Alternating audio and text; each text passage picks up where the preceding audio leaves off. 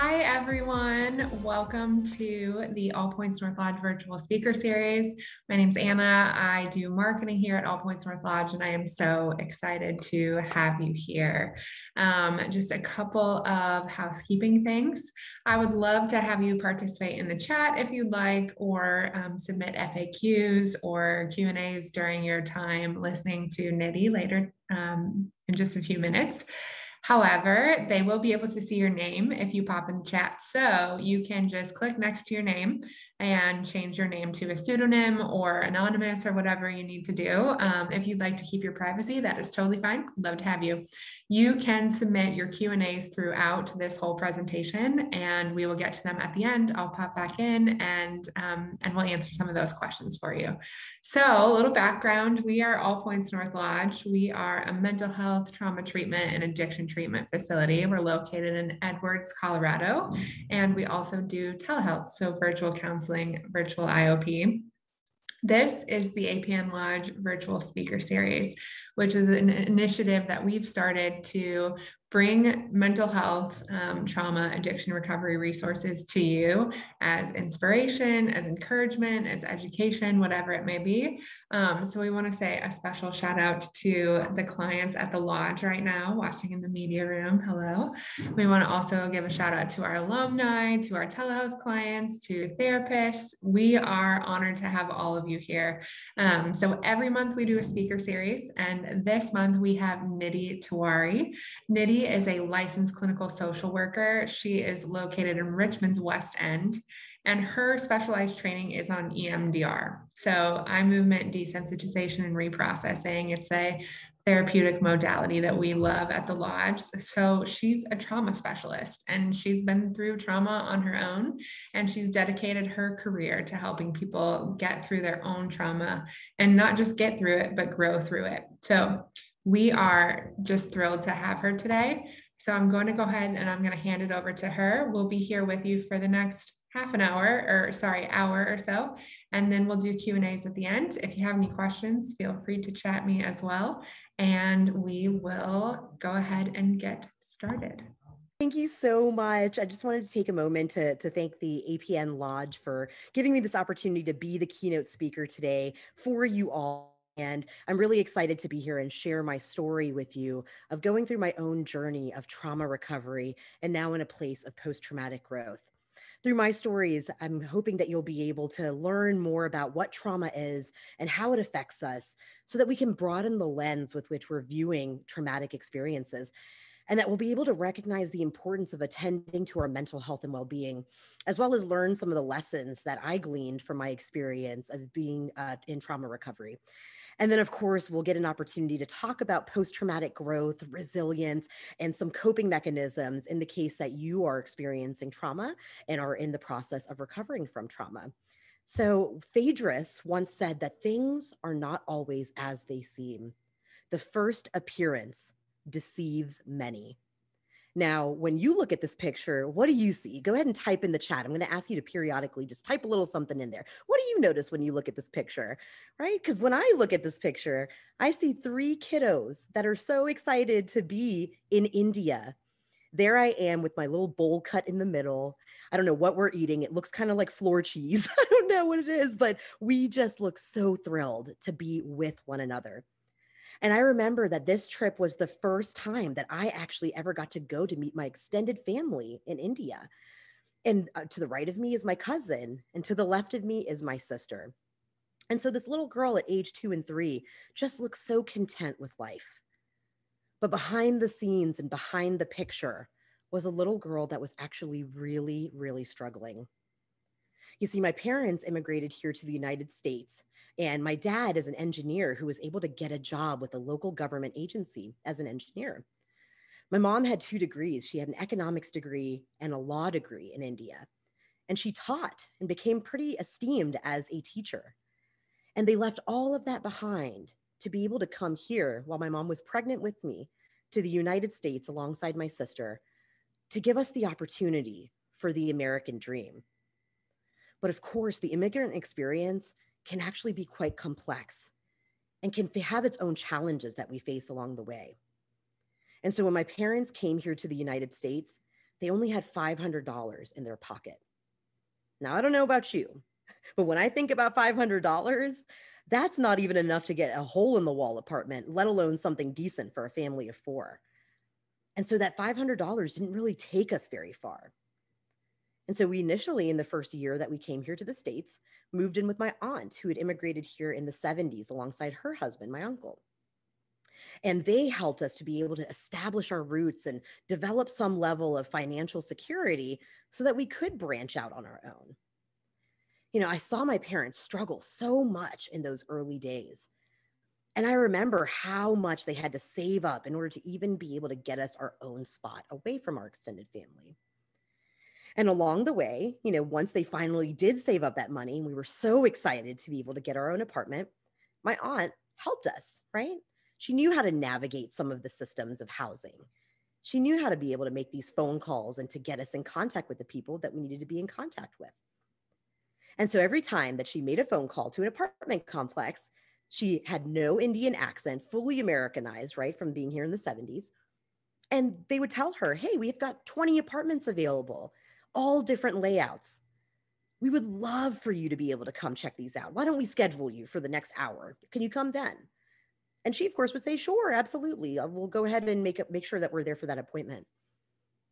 But then when my dad would call, who does have a strong Indian accent, all of a sudden, within an hour, all 20 of those apartments had gone away. They'd disappeared. Poof, goodbye. Now, you could think maybe that's a coincidence, right? But this happened time and time again. And I, as a young girl in this picture, saw my parents experience prejudice and racism as part of their immigrant experience. I saw how much they had to really carry the burden of trying to achieve the American dream in this country. And that intergenerational trauma was something that I didn't realize was getting passed on to me. Now, while I was navigating all of this complexity, right, part of the Indian culture is that there's an expectation of perfection. Academics are the thing that is the most important, right? Because when you're coming here to the United States, the only way, at least from their perspective, to avail of these opportunities is to ensure that you are exceptional, that you stand out from the crowd.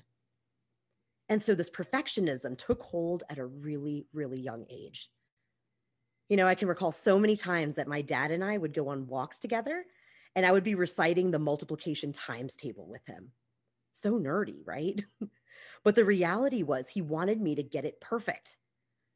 And one time when I got to the 27 times table, I messed up. I didn't know what 27 times 7 was. And I had to start all over again.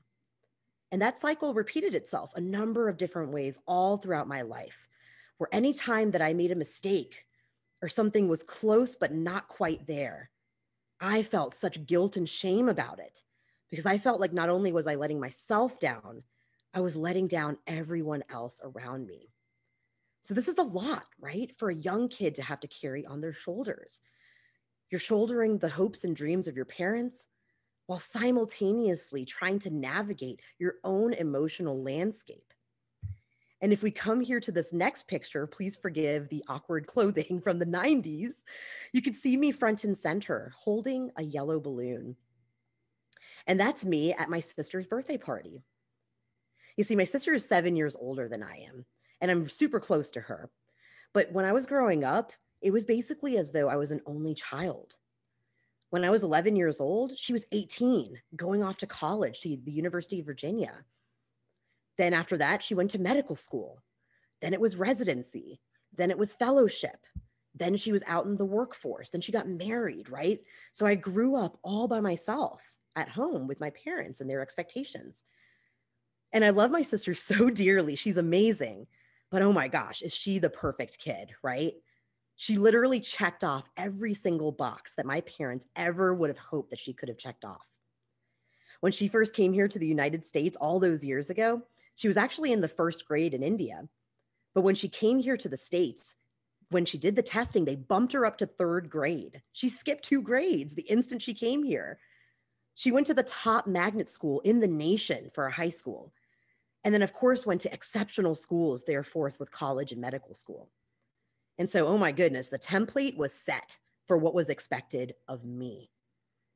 And on top of the weight of the dreams of my parents, now I was carrying the weight of the expectations to live up to my sister. And so I felt once again like I couldn't do anything outside of the box. I felt as though I was meant to not be in the box, but somehow I had to find a way to make myself fit. And in the midst of navigating all of this, let's not forget that this is adolescence. It's already a really awkward time in our lives, right? We're already trying to figure out who we are. What types of friends do we want to be, surrounding ourselves with? What types of interests and hobbies do we have? We want to be figuring out more about who we are. And so you add so many layers to this, and it became really complicated for me. I also grew up in a post 9/11 world. I was a teenager when 9/11 occurred. And I know that we're coming up on the 20th anniversary in just a month or so here. I remember so clearly being in my civics class and watching the footage of the planes hitting the Twin Towers. And not only that, the plane hitting the Pentagon. Now, I grew up in Northern Virginia, right outside of DC, maybe 20 minutes outside of DC. And so the classmates that I was surrounded by, their parents worked at the Pentagon. And I remember all of us feeling so scared, just absolutely fearful that something may have happened to the people that we loved, that we knew so dearly. And we all came together as a nation in that time, heartbroken and just devastated. But what I wasn't prepared for was what was to come in the weeks following. You see, as a person with brown skin, all of a sudden now I started getting labeled as a terrorist. Family members in India, people that I knew that were Sikh, that wore a turban, were also being targeted and being called terrorists. Kids made fun of me and said that I smelled like curry, right? I endured so much bullying during this phase of my life, and I had no one to turn to. Because alongside the expectation to be perfect, there also was never a conversation about mental health. There never was a discussion about feelings and emotions. And I learned all along the way that you just buck it up, right? You buck up, you keep on moving, you go through the motions, and you don't let anybody see you struggle. And so little did I know during that period of my life, there was a powder keg that was forming, that later in my life would be ignited and would explode. There were so many little traumas along the way. And now, as a trauma therapist, as somebody who specializes in this and helps people in their own journeys in trauma recovery, I can reflect back on my own experiences and see that all of these different circumstances were traumatic. Now I know that trauma is anything that is too much, too fast, or too soon for the nervous system to handle. And when I used to think about trauma, I used to be like, oh, what? No, trauma? Psh, I can't relate to that. I've never been to war. I wasn't in New Orleans during Hurricane Katrina. I don't know what it's like to survive a natural disaster. I haven't experienced trauma. But what I discovered is that trauma goes so much further beyond those experiences that are traumatic, like war and natural disasters. But that the bullying that I endured, that was traumatic. The poverty I grew up in, that was traumatic, lack of resources. That the lack of emotional support was something that was traumatic too. And now I can reflect back and see that trauma isn't just what happens to us. It's also what doesn't happen for us. It's what doesn't happen for us. And so that means that if you grew up in a household where you weren't allowed to express your feelings, where you felt as though you were alone, if you grew up in a household with a parent who struggled with substance use, if you grew up in an environment that was unsafe or a neighborhood where there was violence, all of these are traumatic experiences. And so I encourage each and every one of you to reflect on your own lives. What are the experiences in your life that may actually be considered traumatic, but you may have written off as not being the case? What are those times that you felt alone?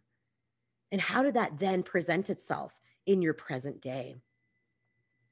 You know, once we're able to recognize what our traumatic experiences are, then we can start to move through them.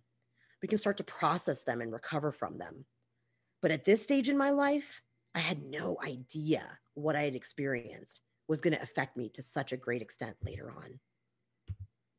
And so you probably are wondering, well, what happened then after high school, right? Like, what went down after you graduated? Well, the reality is I was perfect. I did everything that everybody asked me to do. I felt that I needed to people please and fit into that box in order for people to love me and to see me as being worthy. And so that meant that I graduated with a 3.94 GPA.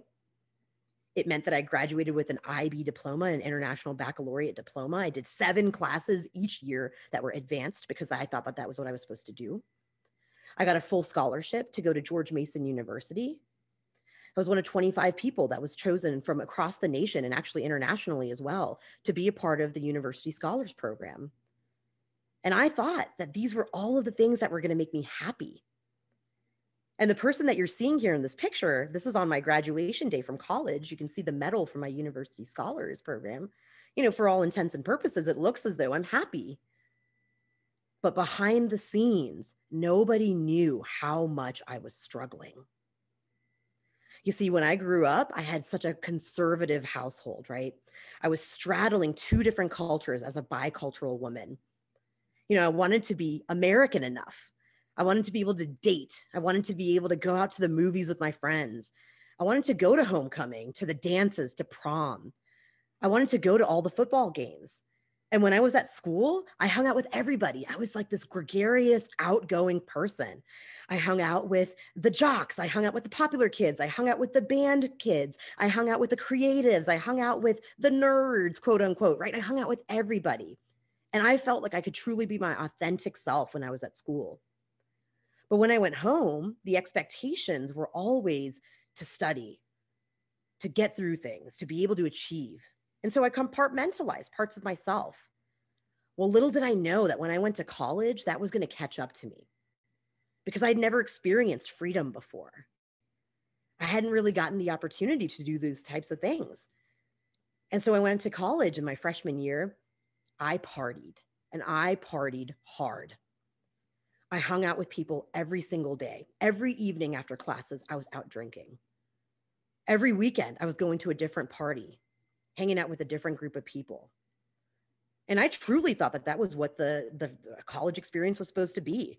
I thought that's what you're supposed to do. Once again, oh, the expectation is you go and you party, you get to meet new people. But the challenge came into play when all of a sudden everything else around me started to suffer. Because I was partying every day, I wasn't showing up to my classes. I wasn't studying the way that I used to do back in high school when I had no distractions. I hadn't developed the skills, right, to be able to balance a social life with an achievement-based life. And so as a result, I barely skated by that first year of college. And then when it came to my second year, I did the pre-med track because I wanted to follow in the footsteps of my sister. I thought that was what I was supposed to do. But when you do the pre-med track, that means that you take plant bio. That means you take organic chemistry. That means you take biochemistry. That means you take all of these really difficult, heavy classes. But my habits from my freshman year hadn't changed at all. And so I carried that same partying lifestyle into my sophomore year of college. And as a result, I completely stopped showing up to my classes. I was so hungover for so many of them that I just didn't even care. I stopped submitting my assignments. And I can tell you, there were so many nights where just the night before, I was sitting with a textbook in front of me trying to cram in 300 pages worth of information because I had missed every single class. And so I could tell something now, looking back, was wrong. But when I was in the midst of it, I had no idea what was happening. And so the turning point came at a moment where I remember so vividly sitting in my dorm room. I'd just come back from the student commons, picked up my mail, sat down on my bed, my little bunk bed, and I opened up the letter from the university. Now my heart was just completely racing. My gut was in knots. I didn't know what they were going to say to me. And when I opened up that letter, it read, "Dear Miss Tewari, you are not meeting the requirements of a 3.0 GPA. If you do not increase your grades and improve your GPA, you will lose your scholarship and you will be removed from the University Scholars Program. I was astounded. Never in my life had I come to this point where I was at risk of losing everything that I had worked so hard to achieve. And because everything had been tied to perfection and achievement, I simultaneously went through a complete identity crisis. I didn't know who I was any longer if I wasn't achieving things and doing things. And so I fell into a deep depression. I started to feel as though I'm not worthy, that I'm not good enough. I'm not deserving of being here. And so I took a couple of weeks and I had to think about it, right? It was nearing the end of the semester. This was my opportunity to make a choice. I could either continue on the pathway that I had been going on, which was to continue partying, continue wasting away the scholarship, continue not showing up, not even trying, continue neglecting my mental health. Or I could take the recommendation to go and see a therapist at the university counseling services within the school. And I chose the latter. And when I went to go see that therapist, it was absolutely transformative for me because now I had words to put to my experience. Now I could see that this was trauma. And not only was I struggling as a survivor of trauma, I also had generalized anxiety disorder. My avoidance was a part of my anxiety, but I didn't know this until I worked with this therapist. And so through the course of going through therapy, I learned so many lessons. I gleaned so much from that experience. I learned, one, that my anxiety was showing up in such sneaky ways. And I wonder if y'all can relate to this. Type yes in the chat if this is something that you can relate to. Sometimes anxiety shows up as that perfectionism. And it makes us feel as though if we are just perfect and if we continue pushing ourselves, that it's somehow motivating us, that this expectation of perfection motivates us to do better each time. But that's a lie. Because perfectionism is actually deeply rooted in shame. The ultimate motivator, when you really reflect on it, is that we're afraid of judgment. We're afraid of not being good enough. We're afraid of people not loving us or seeing us as being worthy if we don't achieve at the level that we expect to. If we don't fit in the box, people won't care about us any longer. That's what we tell ourselves, and that's what motivates us. It's not just achievement. There's so much shame that underlies perfectionism and anxiety. And so I learned to connect these dots. I started to discover and challenge some of the shame, right? Instead of striving for perfection, I instead started to strive for excellence, with the understanding that excellence allows for mistakes and excellence allows for me to be a human. And perfectionism ultimately stifles us. I learned that through therapy, that perfectionism was preventing me from experimenting. It was preventing me from taking risks. It was preventing me from being vulnerable. And what a shame that was. And so I shifted my narrative. And I learned instead that we have to challenge what we think and what we feel. The things I was saying to myself were absolutely abhorrent. There are things that I would never, ever say to my worst enemy, let alone somebody who I love and care for. I was telling myself that I'm not worthy. I'm not deserving. I'm not valuable to people unless I'm doing things for them. And I accepted all of that fully as fact without ever even re-examining it. And so through the course of my first journey in therapy, I learned that feelings are not facts. Feelings are not facts. Thoughts are not facts. We have to critically examine the things, the narratives, the things that we're saying to ourselves in these moments of difficulty and adversity.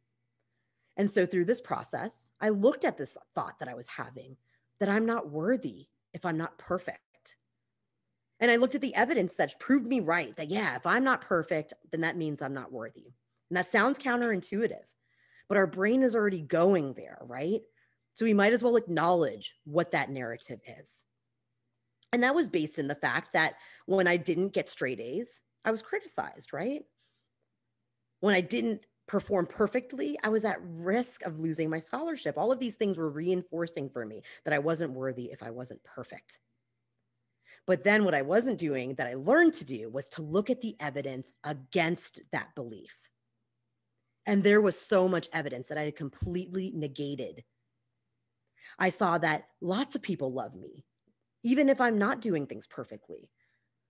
That even when I got B's or C's or even an F in college during this period of my life, people still cared about me. I still was valuable to people.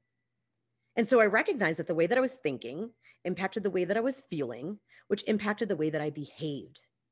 And when I looked at, oh no, wait a second, I am worthy. I made some mistakes, but that's okay. I'm still worthy despite being imperfect. Well, then that made me feel empowered. It made me feel strong. I felt as though I was capable. And that allowed me to show up in a completely different way than I was showing up before. So I want to encourage each and every one of you to look at what are you thinking and saying to yourselves. Examine critically the connection between your thoughts, feelings, and actions. And know that every time that we think that negative thought about ourselves, we're actually strengthening the neural pathway. This little pathway in our brain gets stronger every single time that we tell ourselves, I can't do it. I'm not capable. I'm not good enough. That pathway gets stronger. But the good news is that if we tell ourselves, I am worthy, I am capable, I can do this, that pathway gets stronger. And it becomes easier for our brain to go there just like that. So just look at the things you're saying to yourself and the things that you're feeling from that critical lens. Know that feelings are not facts. And so as I moved through this phase of my life, things were going really well. I actually pivoted. I graduated, as you saw, from college, right? I left the pre-med track. I learned to honor my own desires of becoming a therapist. And I went to go get my master in social work. I got a 4.0 in graduate school. And though from the outside, it looked as though it was perfect, it was not perfect. And I was okay with that this time around. There were times that I struggled along the way, but I was able to work through them because I had developed resilience. I had developed skills now. I had a better understanding of what was happening internally. And then once I graduated, I got a really great job and I was able to work for an agency that I felt really cared about me, cared about my education, cared about my growth as a therapist. And so things were looking good. You can see here, this is a holiday gathering. The first picture at the top, that's a holiday gathering that I planned.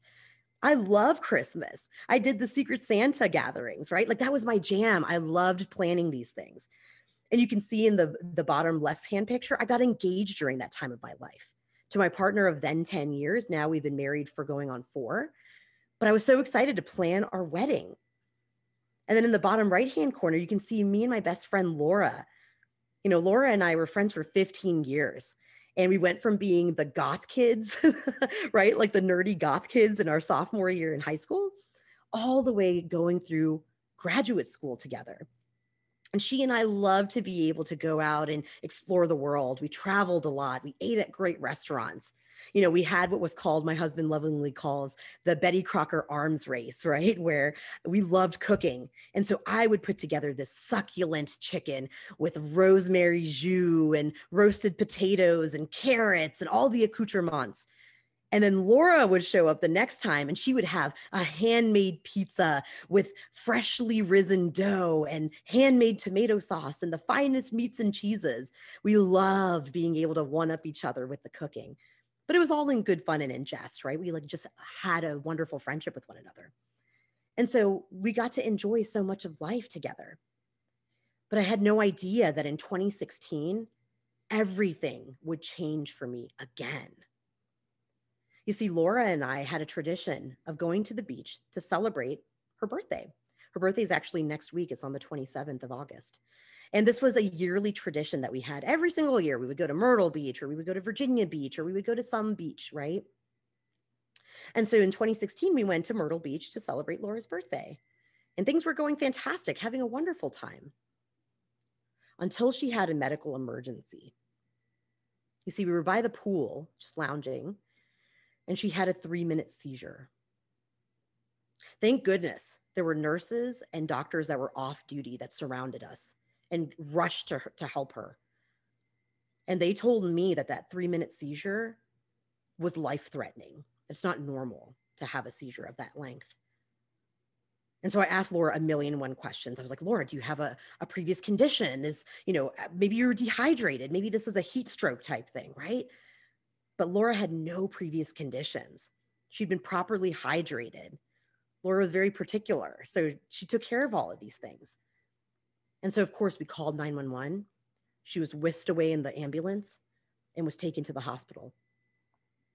Now, a few days later, we went about the rest of our vacation. We visited her and went back home. And a few days later, I got a phone call from Laura. And Laura just checked in. She was like, hey, they did a brain scan. Just wanted to update you. And the brain scan shows that I have a tumor the size of a lemon in my brain. But it's okay. They took as much of it out as possible, right? They couldn't remove all of it because of the nature of the way that the tumor sits on the brain. It could damage her brain functioning. And so she was like, they didn't take out all of it, but most of it, like 90% of it is gone. And so I thought to myself, oh, thank goodness. Like, wow. Oh, that was a close call. I'm so grateful. And when things just went back to normal, right? Like every day we hung out. We still went out to restaurants together. We watched lots of silly TV shows. We cooked together. Life just resumed. And one day when I was over at Laura's house and we were just hanging out the same way we would do every other time, making pasta and being able to kind of enjoy each other's company, we watched The Simpsons and It's Always Sunny in Philadelphia. But this time the tone was a little bit different.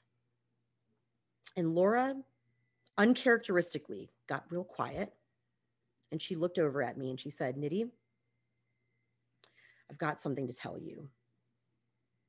Now, I don't know about you, but whenever somebody says those words to you, you know that what's going to follow is usually not good news. And so naturally, I braced myself. Physically, I braced myself. My muscles got extremely tense. My heart was palpitating. It felt as though it was going to burst out of my chest. My palms were sweaty.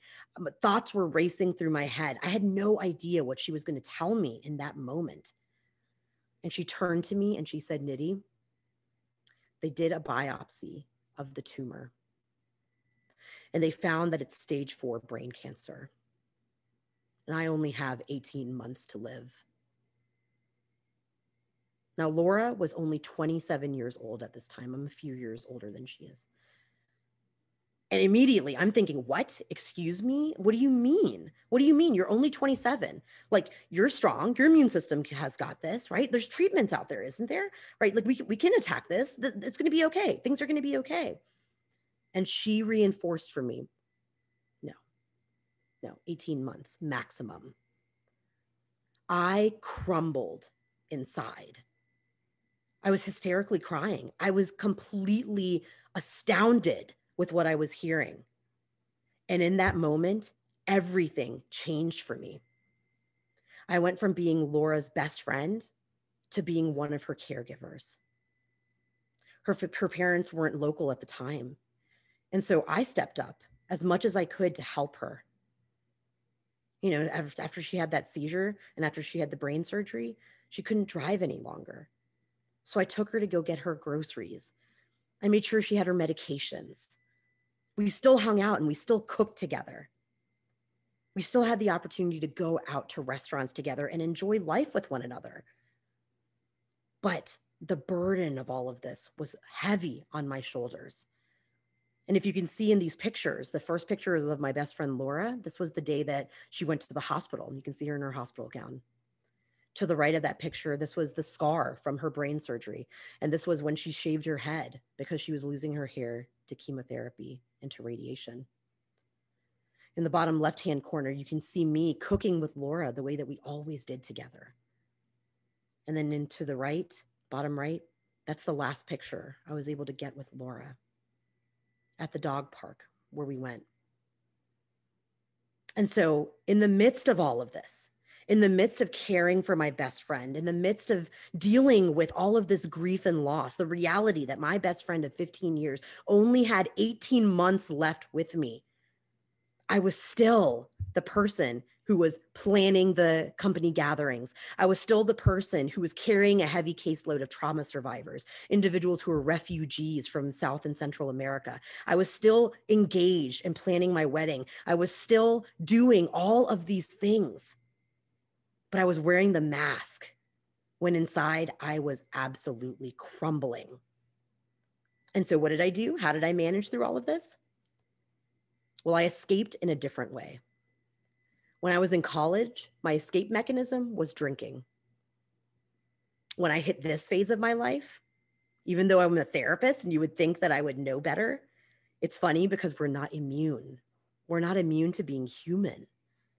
And so my escape mechanism, my avoidance strategy was to overextend. Any moment that I had free, I booked with things. I hung out with friends every day. I made sure to take on more on my plate at my company. I ensured that, I was immersed in the wedding planning. I made sure that literally every second of my day was filled with something. Why?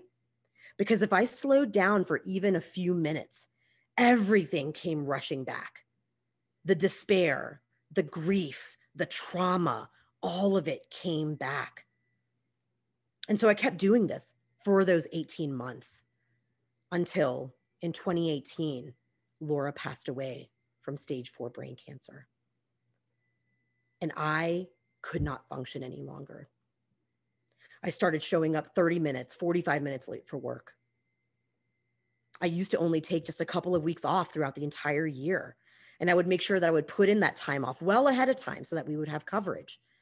But now every other day I was taking sick leave because I was so depressed, I couldn't get out of bed in the mornings. And instead of being able to cope with this and work through it, I avoided even more. And I vacillated between overworking and overachieving and then completely decompensating and struggling emotionally. And so once again, I was at another turning point in my life. And you would think I would have learned the lessons from the first go around, but here we are as human beings, even if we have these tools, right?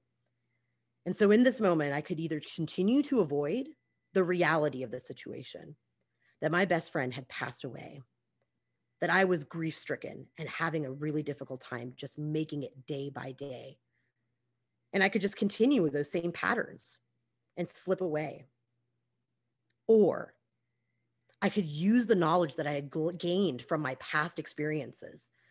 I could think back to the times that therapy worked really well for me. And I could start to develop new coping mechanisms, process through the experience that I was going through instead of trying to compartmentalize it. And so that was the decision that I made. I ended up going back to therapy in that time. I ended up going to an EMDR therapist, actually, which is the intervention that I specialize in. It stands for eye movement desensitization and reprocessing. And I had no idea that I was carrying so much guilt and shame tied to this experience. Even though I had done so much to show up for my friend Laura, I still felt like it wasn't enough. I came away feeling as though I was a bad friend, that I didn't show up for her the way that I needed to, that it was my fault that I didn't do more. And these narratives once again ruled my life every single day.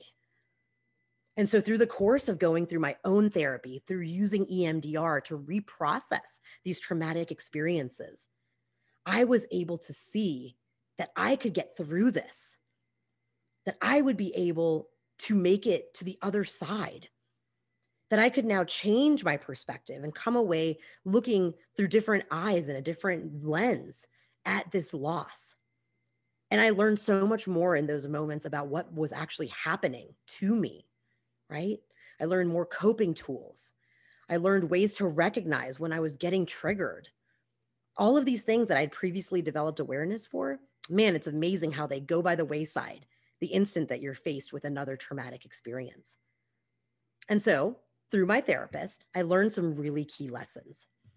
And I know that this looks like a lot of big words and a lot of text, but I promise I'm going to break this down for you, because this piece of the equation helped me to realize that there was no shame to what was going on, that it wasn't a matter of just bucking up and getting through this, but that instead I needed to really understand that the brain is affected by trauma.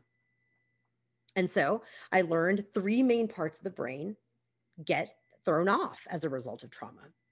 The first one is the amygdala, okay? So when we think about the amygdala, think about it like an alarm system, like a burglar alarm system, right? So when somebody's breaking in through the window, we want the alarm system to go off. We want our brain to let us know that there's a threat present, because that's how we survive. That's how we are able to keep ourselves safe. But the challenge with trauma becomes that the amygdala becomes overactivated.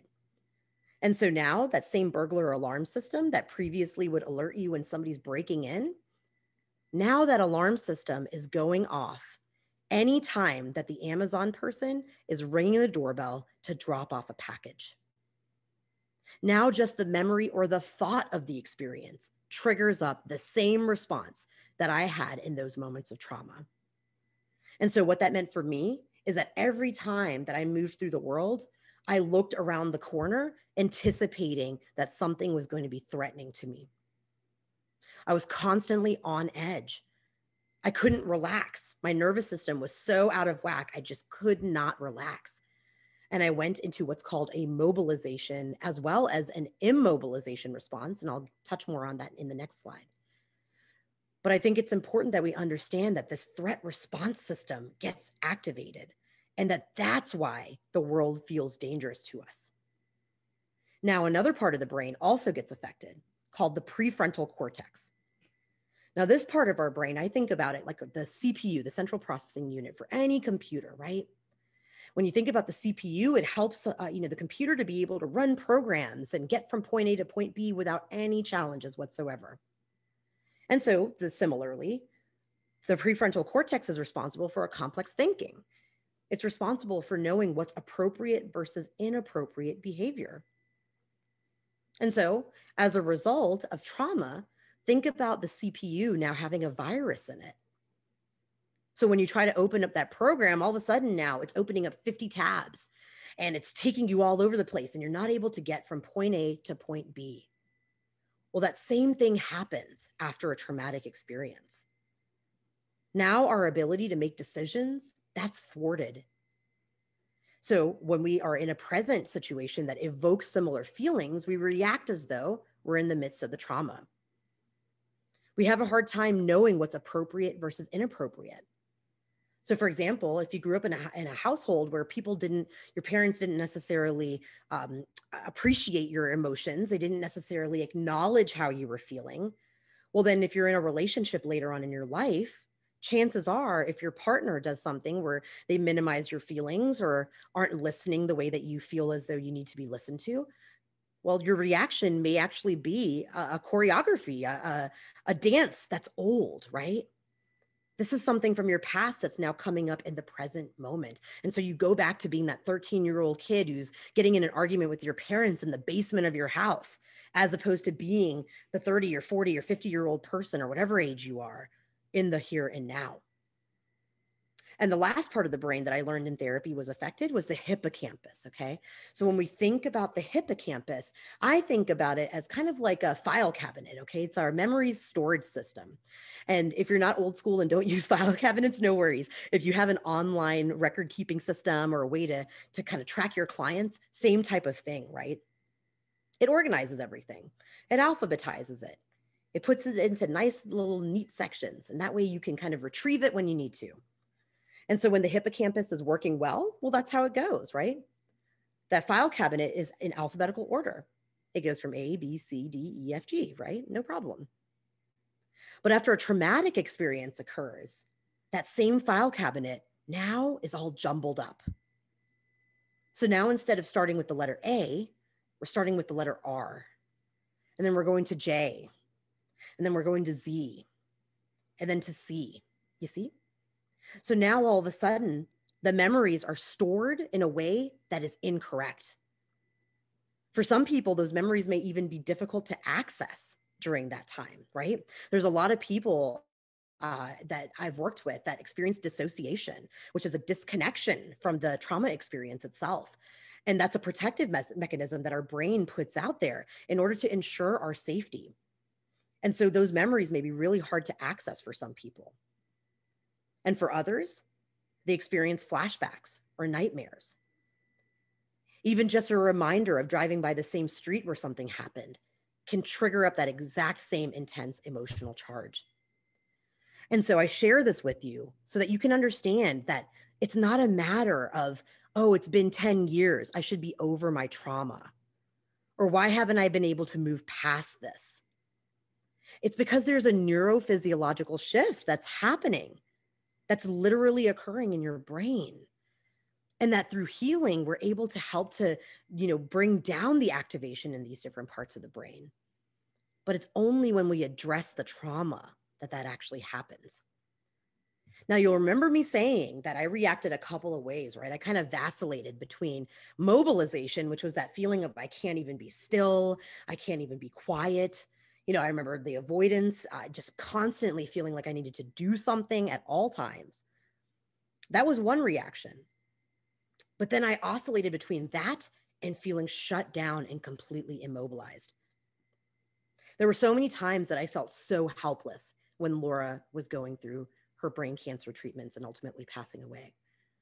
There was nothing that I could do to change these circumstances. And so I felt completely disempowered. I felt out of control. I felt depressed. It showed up as me being very low energy, very, having difficulties even just getting up in the mornings. And I disconnected from my mind and my body. Ultimately, what happened before I went to go seek therapy for that second time, and now I'm still in therapy, of course, was that I got physically sick. My body showed all of the trauma within itself, right? The body always keeps the score. Dr. Bessel van der Kolk, who wrote The Body Keeps the Score, outlines this in such beautiful terms. Anything that we experience emotionally will show up somatically. And so as a result of me neglecting and disconnecting from my emotional and physical experience, I nearly was hospitalized with pneumonia. It took months to recover from it. But it really speaks to where I was at that time and how I just went back and forth between overextending and underextending, doing too much, not being able to function, right? And so through the course of therapy, I learned something that was absolutely paramount. That as a way to be able to counteract the symptoms and the experience of trauma, we can engage what's called our ventral vagal system. And this whole framework is called polyvagal theory. It's been created by Dr. Stephen Porges as well as Deb Dana. They've done amazing research in this realm. But they've found that the key to resolving trauma is to connect to ourselves and to connect to others. That it's through safety, through the experience of being calm, through relating to one another. That's how we heal trauma. The skills that I learned during that period of my life helped me to regulate my emotions. And I learned that there were so many different ways for me to engage that ventral vagal response. And so I want you to think about ways, and maybe you can put in the chat, what are some ways that you can engage in this ventral vagal response? What are ways that you can connect more to yourself and to others? What are activities and hobbies that you can engage in that bring you joy and fulfillment? What are coping skills that you've developed along the way through, if you're in recovery and in treatment? What are some ways that you've learned to be able to manage? Because whether we realize it or not, that is the key to helping ourselves overcome trauma. And so some of those key skills I'm going to teach you today. There's 3 that I wanted to outline. Now, the first one you'll see is a 4-7-8 breathing technique. And whenever I mention breathing, people are usually like, psh, breathing, oh, what's that going to do, right? But bear with me. There's science behind this, right? When we think about our breath on a regular basis, we don't pay attention to it, right? We just kind of breathe. We just move through the world. We don't really look at what our respiration is looking like. But if you really pay attention to moments where you're triggered or anxious or whatever the case may be, you'll notice that your heart rate kicks up, your blood pressure goes up, the thoughts start swirling around, right? A million miles a minute. Your palms get sweaty. Your leg may start bopping. I call it the leg bop, right? Where it just bounces up and down. Those are all signs that you're dysregulated, right? And the breath actually helps to calm down our nervous system on a biological level. So the way that you can do this is by using a 4-7-8 breathing technique. You breathe in through your nose for 4 seconds. You hold in that breath for 7 seconds. And then you do a nice long exhale through your mouth for 8 seconds. Now, if you try this out, what you'll see is that your heart rate slows down. Your brain gets more oxygen, so then you're able to think more clearly. Your blood pressure goes down a little bit, so it's not at this heightened state. All of these physiological changes start happening that signal to your brain, things are okay, all is well. I'm not in the midst of a trauma right now, so we don't have to engage this survival response. So I encourage you to practice this 4-7-8 breathing technique as many times as you need to in order to calm that nervous system down. Now, another one of my favorite exercises that I not only use personally, but I teach to my clients all the time. This is actually an EMDR technique. It's created by Elon Shapiro, who's an EMDR phenomenon. He's a phenomenal EMDR clinician, just really exceptional. And the 4 elements goes through earth, air, water, and fire. It sounds a little woo-woo, but it's just a way, it's a mnemonic device for us to be able to remember this combination of coping mechanisms. And so when we think about earth, we notice that our feet are planted on the ground beneath us. If you're sitting in a chair, just notice that your legs are resting gently. Observe that your hands are resting on your legs or on the armrest, and that your back is supported by the chair that you're sitting on. Just observing all the points of contact that your body is making with the earth beneath you. And by doing this, we're grounding ourselves, literally. So that's earth. Air is actually this 4-7-8 breathing technique. So breathe in through your nose for 4 seconds, hold in that breath for 7 seconds, long exhale through the mouth for 8 seconds. And you do that as many times as you need to. Water is actually taking a swish of water, or sparkling water, or whatever the case may be, juice, right? But taking that and swishing it around your mouth. Notice the temperature of the beverage. Notice if there's any textures. For me, I drink soda water, and so there's like a little bit of like a bubbly texture to it, right? And then just follow it as you gulp down through your esophagus into your stomach. Now, the water sounds silly, but this also works on a biological level. You see, what happens in a moment of being triggered is that once again, our brain is back in fight, flight, freeze, fawn, and we are perceiving that there's a threat that is imminent. It's imminently dangerous to our safety. And so as a result, our digestive system actually shuts down. Blood starts to go to our extremities to prepare us to mobilize or immobilize, as I had talked earlier about. And so by taking this swig of your water, right, and swishing it around your mouth, you're actually activating the rest and digest system, which had previously been deactivated. And this, once again, signals to your brain, things are okay. There isn't a threat right now, okay? And then the last one is fire. So fire is just allowing yourself to be immersed in a memory that is positive, okay? So for me, that memory is being at the top of the Rocky Mountains. I have a picture of me with my arms out like this. I'm standing at the top. The mountains are beneath me. I remember feeling the cold air just blustering by me and feeling so strong and accomplished in that moment because my asthmatic self was able to make it to that peak. That image brings up so many positive emotions for me. It brings up feelings of capability, that I am strong, of worth, right? That I did this. And then I feel that in my body. I notice that my shoulders go back, right? As I think about that, I feel, like my chest is more expansive during that moment of thinking about that memory. And so I would encourage you to identify, what is that moment in your life? What are those moments that you felt great? It could be a time that you hugged somebody that you loved and you felt connected to them. It could be a moment that you petted your dog and they just loved on you, right? It could be a time that you achieved something really phenomenal. But whatever that is, allowing yourself to immerse in the image, the emotions, and the positive body sensations that come with it.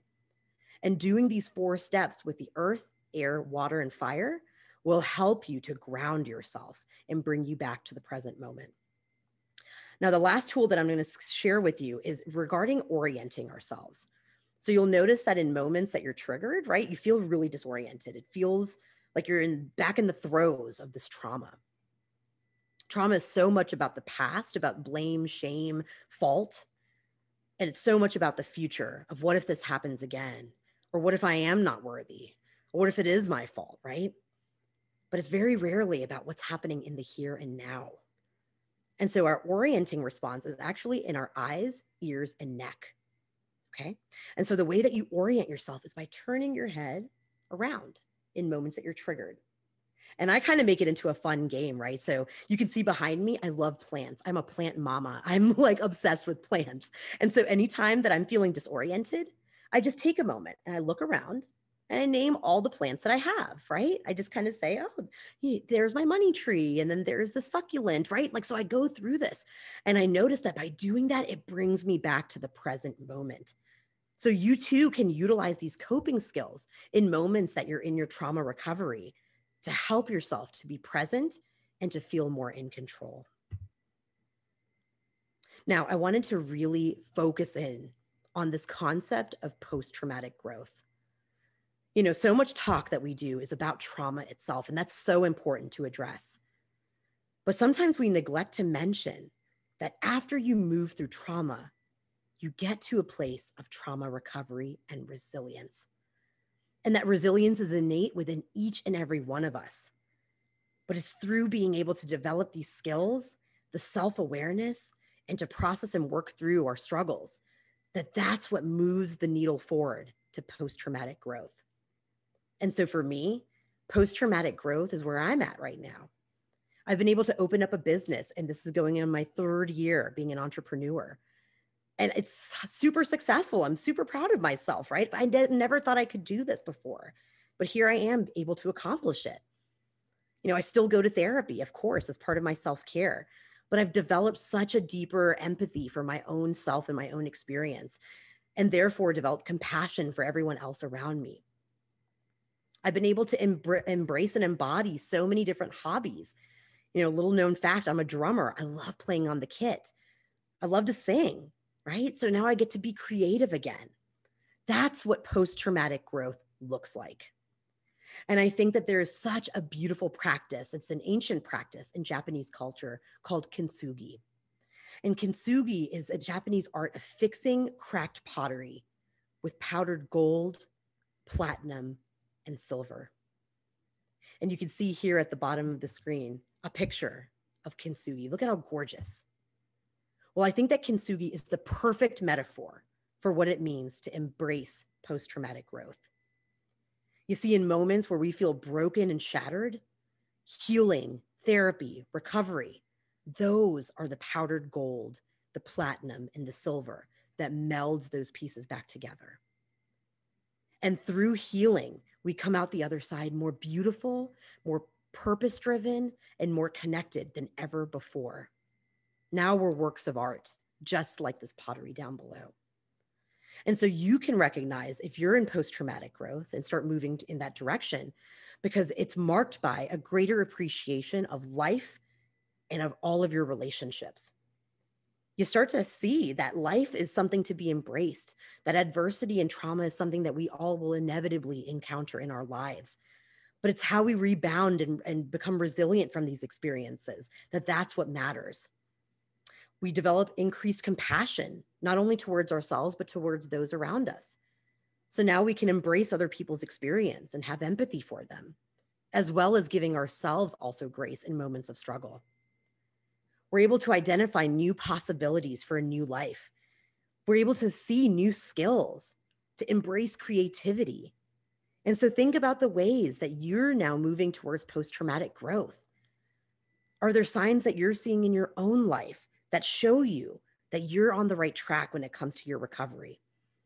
Because at the end of the day, we can come out being even more beautiful than ever, not being shattered by these experiences, but instead coming out the other side stronger and with a deeper understanding of who we are and how we relate to the world around us. And so I want to take us out with a wonderful quote. I think that this encapsulates this presentation so nicely. This is by Robert Jordan, who wrote The Fires of Heaven. He says, "The oak fought the wind and was broken. The willow bent when it must and survived." And I think this is such a wonderful way of looking at how we all have been the oak in the past.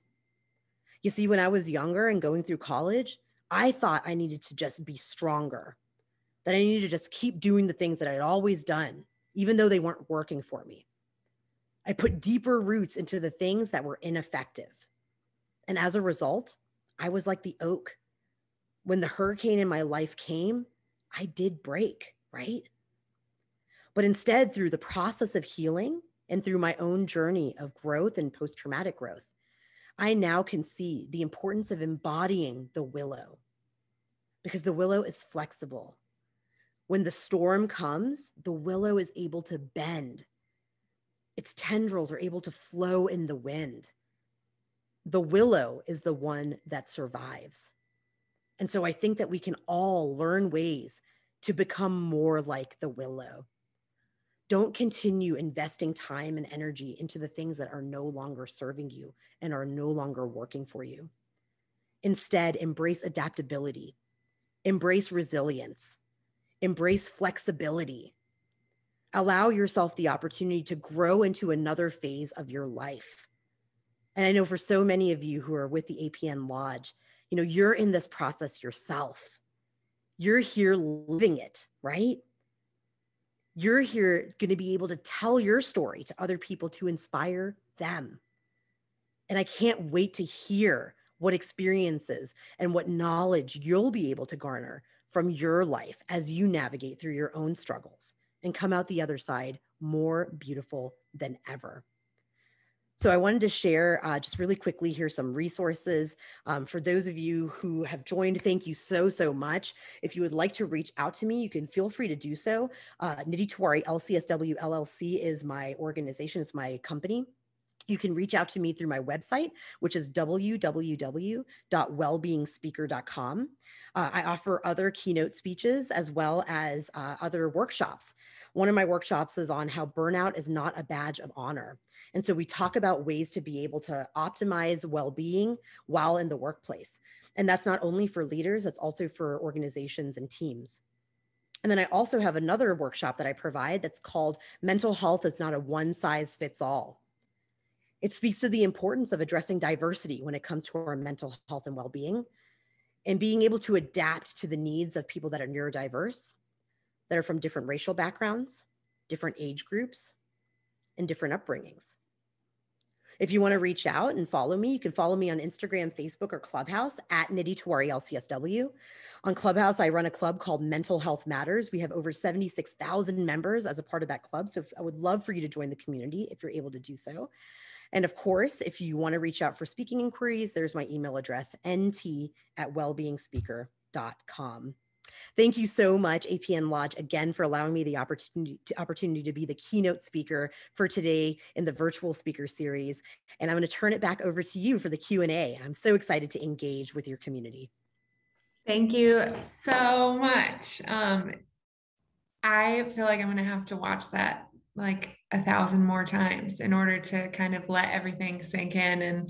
And it's special to me personally because I just started EMDR actually. So it's really cool to hear about the things that you're doing and apply that to my own life. I'm sure that many people are watching and doing the same. So we do have a few questions. Are you up for answering a few? Absolutely. I'm so ready. And how exciting that you're doing EMDR. That's awesome. Hey, yeah, I'm excited. Okay. All right. So first question is, how did you reverse the installation of perfectionism? You said you struggled with that. Can you talk a little bit again about the things that you did to overcome that? Absolutely. Yeah, it's such a great question. Thank you so much for it. My journey in overcoming perfectionism is ongoing. I'm not going to lie to you guys, right? Like I'm still in a process of letting go of the expectation to be perfect. But what's been very helpful for me was through EMDR targeting the experiences that kind of set the stage for the perfectionism, right? So we have to look at the roots of where things began. And for me, as I described earlier, it was in my childhood, right? It was in the continued expectation to fit into a specific box. And so I had to start working through those experiences and start to give myself grace and an understanding that, hey, people like me just being who I am, being vulnerable, being honest and open, right? That sometimes I may mess up what I'm saying, or, I may not do things exactly the way that I expected them to be, but that's okay. Right. So I think it's about being able to really look at where did this originate from? And then how can I now make a different meaning that shifts away from I'm not worthy if I'm not perfect to, okay, I'm going to strive for excellence instead of perfection. And instead embrace the fact that being imperfect is actually part of what connects me to other people. So I hope that that's helpful. Yeah, that's great. And I think it's so important that it's the process, right? It's not this point that you reach and then you're done. It's ongoing. Kind of on that same note, one of the attendees asked, she said, or he said, she hears talk about healing quite a bit, but still gets confused about what maybe that actually means. Are we talking about healing the thing that happened, healing ourselves afterward? This person says that they do a lot, they meditate, they've been in therapy, but still doesn't quite know if they're healing or what healing should feel like. Could Such a you kind great of talk about that? question. Yeah. Yeah, no, I love this question. All of the things that you described, right? The meditation, the self awareness, that is all absolutely part of healing, right? When I think about healing, the goal isn't for whatever happened to not exist in your memory any longer, right? Even an intervention like EMDR, it doesn't erase what occurred. Going through a trauma is going to transform you, right? It's always going to be a part of your life experience. But the difference is that the past can remain in the past and you can now live your life in the present without all of the symptoms that come with trauma, like flashbacks, nightmares, avoidance, all of those things, right? And so I think healing is so many layers to it. It's the self awareness of what your internal world and experience has been. It's being able to learn coping mechanisms and tools to manage and move through difficult moments. It's the opportunity to process and show up frequently in your therapy sessions and talking about things, right? All of those are part of the healing journey. And so I think it does look differently to different people, but I think that all of the things that were mentioned absolutely are part of that healing journey.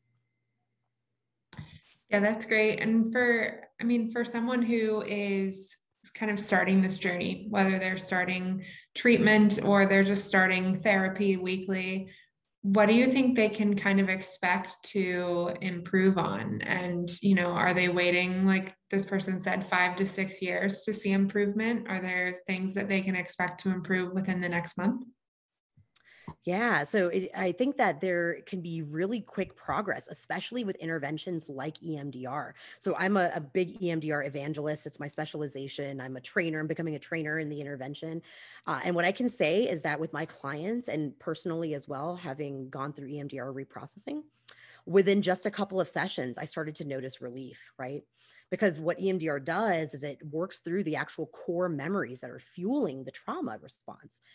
And it also has built into the model, some of the coping mechanisms that I was discussing earlier. And so I think that depending on the modality, absolutely, you can get relief pretty quickly. But even if you don't have access to an EMDR therapist, which I can give some resources if somebody wants to reach out for that, I think regardless of the modality, the most important thing, the most important indicator of success in therapy is actually the therapeutic relationship. That is the core to success in therapy. And the reason is if we trust somebody to hear our story, to be able to sit beside us and stand beside us in our journey, well, that is healing in and of itself, right? So I think that there's great relief that comes from even just being able to process and talk verbally about these experiences as well. That's awesome and super encouraging. I hope that's encouraging to everyone who's starting.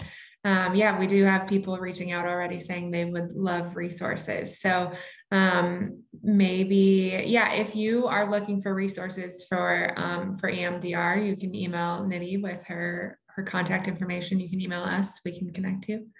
Okay, questions still rolling in. Oh, thank you for that. Nidhi just put a resource in the chat to find some EMDR therapists. Okay. Let's see. So many questions. They're still coming in. Okay. Why does speaking about the healing process, why can it be so raw and even painful to talk through kind of your memories and also how hard maybe it's been to be painful? Is it okay, or should we not feel pain when we're talking through it? What's the goal there? Oh yeah, no, pain is part of the game, right? Unfortunately, right? Like we have to be able to move through the experience. We can't just circumvent it and go around the discomfort that comes with processing and talking through difficult adverse experiences.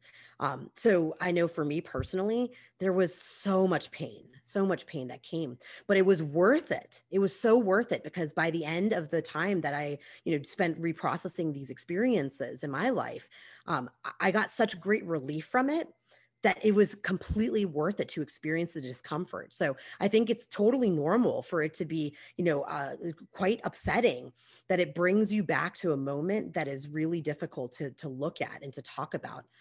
But at the same time, right, just the same way that we can't go around a dark tunnel, we have to go through a dark tunnel to get to the light at the other side.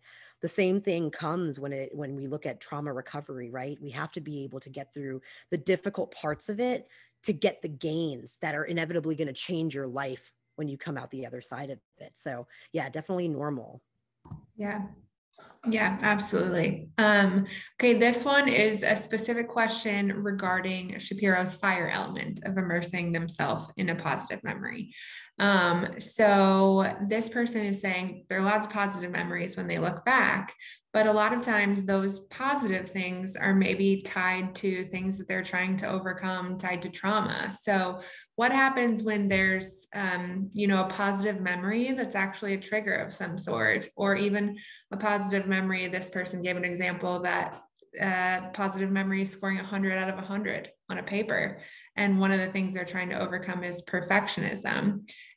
So there's something negative tied to something positive. What do you do there when you look back and your happy memories are also kind of hard? Wow, these are such great questions. And I think that this is such a common challenge, right? That often the things that made us feel good were part of something that was actually quite disruptive to our lives. And so what I encourage clients to do in these moments is, we can even make up an experience, right? So if we don't have something that isn't linked to something that's disturbing, ideally we can find an experience, right, that's lived that doesn't connect. But if there isn't one, that's okay. You can instead take a moment and imagine something. The brain doesn't know the difference between what we imagine and what's reality, right? Which is why it's so important that we watch what we're saying and feeling internally. And so, for example, some of the kiddos that I've worked with that were, had such a similar experience to this, right? Like their perpetrator helped them to feel good, but also was their perpetrator. So for them, they came up with memories like an experience of being on a cloud and having rainbows. And right, it was like a very kid-driven type of memory. For adults, I've seen them choose a place that they would have loved to go. So I would encourage you, look at like a travel documentary. I know for me, Fiji is like one of those places where it's like gorgeous. And I want to be on one of those cute little, like pagodas that's like out in the middle of the ocean and it's just gorgeous all around you. I've never been there, but I could look at a picture and I could imagine myself being there, right? So use the power of your imagination to create those resources for yourself. And that will help you to be able to come up with memories and establish memories that aren't necessarily linked back to things that are traumatic. Awesome. So crazy. I mean, yeah, like you're saying, the power of what we're thinking about, what we're feeling, and how that can affect our brain when our brain isn't really distilling out the difference between an idea or a feeling and what's reality. That's super important, can be a game changer. Nidhi, I cannot get to all the questions because there are so many. So to everyone who's watching, here's what we're going to do. We're going to post this video on YouTube tomorrow. And so you can watch it again. You can process all of these things that you've learned. You can send it to a friend. Please do. It's great for Nidhi. It's great for us. And we want to educate the community as well. And the other thing I'm going to do is I'm going to send Nidhi these questions. So she can, maybe she can reach out or she can make a video on Instagram. So whatever she wants to do, but make sure you follow her on her Instagram. Follow us on our Instagram too. We're at APN Lodge. We are doing this every month because we believe that everybody deserves to have resources and be equipped to tackle their mental health, trauma, addiction, whatever it may be. And Nidhi, your experience and your expertise are so valuable here. I was just struck by the amount of things that can be takeaways for me, for people watching, and love that. And I'm really grateful to have you here. Looking forward to working with you, hopefully in the future too. And yeah, just thank you so much to everyone who's been watching. Thank you for joining us live. Like I said, we'll be posting this tomorrow on YouTube, so you can watch it again. You can send it to friends. You can feel free to reach out to us, and we will see you all soon. Thank you so much. There's Nidhi's website, wellbeingspeaker.com, and we will see you all soon.